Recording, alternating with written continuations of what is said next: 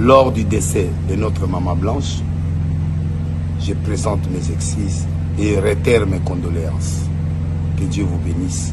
C'est avec beaucoup de regrets, avec larmes aux yeux, que je compatis avec mon frère pasteur Marcelo Tounassi. Bien-aimés dans le Seigneur, c'est au nom de Jésus-Christ que je présente mes excuses au pasteur Marcelo Tounassi. Mes propos ont choqué. Lors du décès de notre maman Blanche, je présente mes excuses et réitère mes condoléances. Que Dieu vous bénisse. C'est avec beaucoup de regrets, avec larmes aux yeux, que je compatis avec mon frère pasteur Marcelo Tounassi. Le bas yes. Le bas yes. Zambe tata. Ah, Zambe tata. Ngai babela.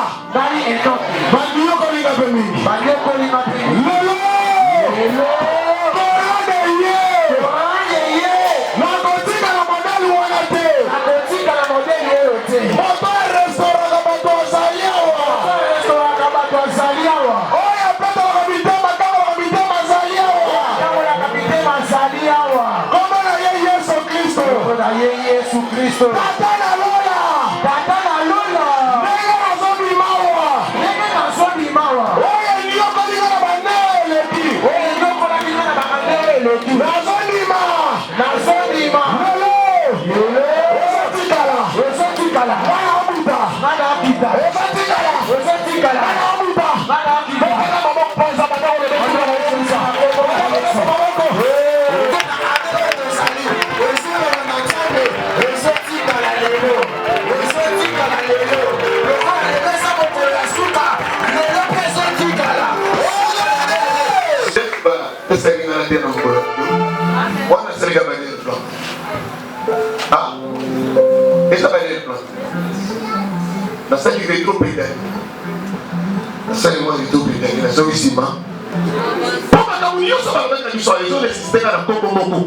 Yesu.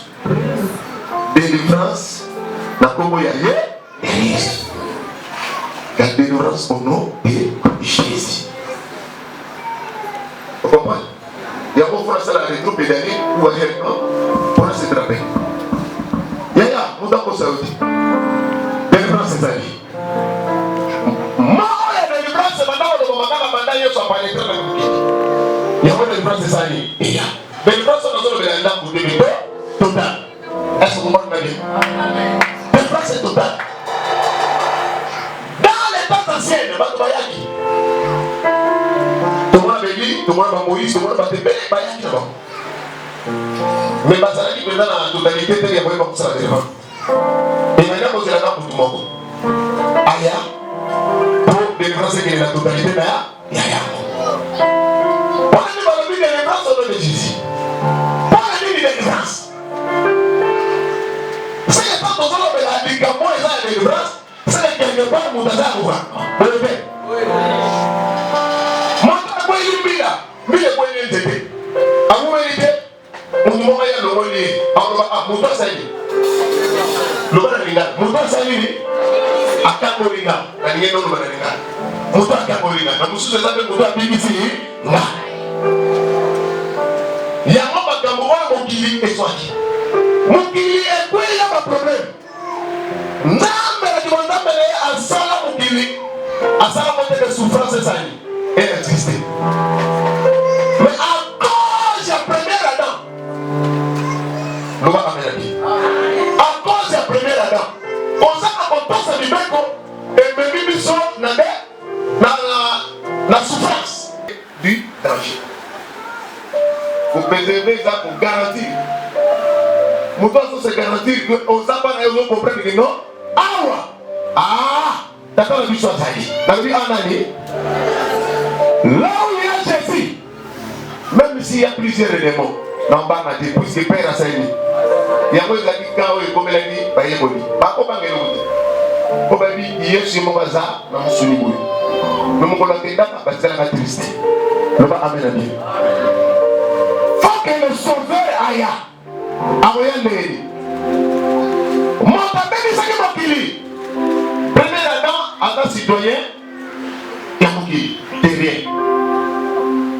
faut que les deuxième madame, si tu es du ciel, mon père vous a dit Kolo.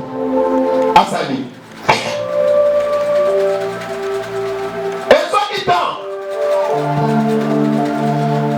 tant que le prophète Baleki, Moïse Baleki, parce qu'il a mis ça là, et puis même il dit, ça là. Mais il y a un mouton qui a aussi ça tout. Oh, il y a tout. Oh, il y a compris. Mon Dieu, il a compris, mais la carte est sous. Les plans, c'est ça la guidée. Il y a beaucoup de monde qui ont besoin de les plans. Par exemple, Nyama, par quartier, nous sommes Bazuikou, Batia Makoko, Asani, Akei, Batia Masumu Nyoso Panayaki.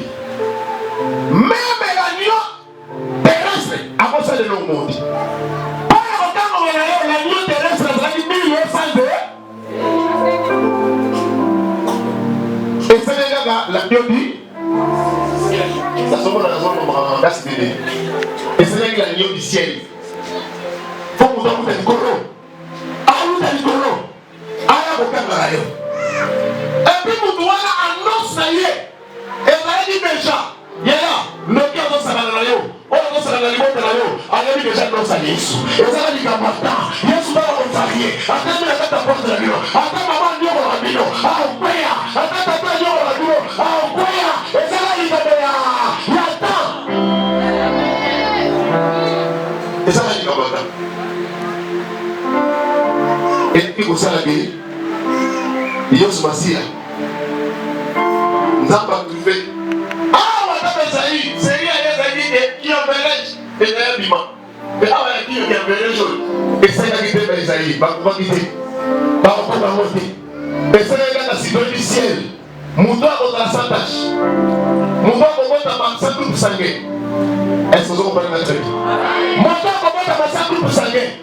Pour que le premier Adam vous dise, nous sommes pas dans la route. Avant quoi il a dit soumou, on va faire du péché. Makasi ya lisulu ya liwa ezali ni lisumu. Tant que lisumu doit exister. Tant que liwa doit exister. Et ça là dit mutu moko ya ya. Ya mama mona batebele. Ozoka na bamuka délivrance na bakombo ya bambela esimba te. Na bakombo ya pamba ekosimba te. Na bakombo ya bakombo ekosimba esimba te. Tangu tu esimba te. Délivrance zo manda na kombo moko. Kombo nani? Parani, Betela Yesu wana mabomba. Ezana nzela kombo mosusu te. Ezana nzela ya kombo na Yesu. Ndeko de kosala ke Yesu asani abidisa yo. Na temps ancienne. Ya koni misala na mimara kwa sini mabomo tuchamu. Qui concerne makambo wale ba ko délivrer net mutubuli. Peuple de Dieu. Et maintenant on sait qu'après il faut prospérer. Parents, mutu moko fa iya, mutu penza ape maka. Aïe te pas vivre. Mais aïe, pour l'homme sali. Akufa pas na masumu na yete. Mais akufa pas na masumu na bi. Na biso. Kolo animet na mwana de Yesu Christ. Patina ba ezali ndeleni. Faut que ce procédure. Mais faut ya ko kitana mukila bima. Aïe ya ko bakwa ko bwaka bendengeni. Notre Dieu Aza, son bon stratégie n'y est pas dans le moki. Comme nous sommes allés pour le bateau. Aza le colomba de manière n'y est pas moki dans le moki. T'as la Bible dans Matthieu. Chapitre 1, verset 20, 21, 21. Tu vas nous dans la cambola. Yaya, vous savez n'y est pas dans la moki mayo. Oya gembe la bona suki leo takotika la. Bakimbanzi wala badimiyoko na bisikiti mbawala nyoso batero. E kotika la onade. Jésus-Christ de Nazareth. Tabara. Matthieu chapitre 1, le verset 20 à 21. 21 à 22. Je lis la parole du Seigneur. Amen. Elle enfantera un fils et tu lui donneras le nom de Jésus. C'est lui qui sauvera son peuple de ses péchés. Tout cela arriva afin que s'accomplisse ce que le Seigneur avait annoncé par les prophètes. Verset 21. Elle enfantera un fils. Et tu lui donneras le nom de Jésus. C'est lui qui sauvera son peuple de ses péchés. Merci, Pantala.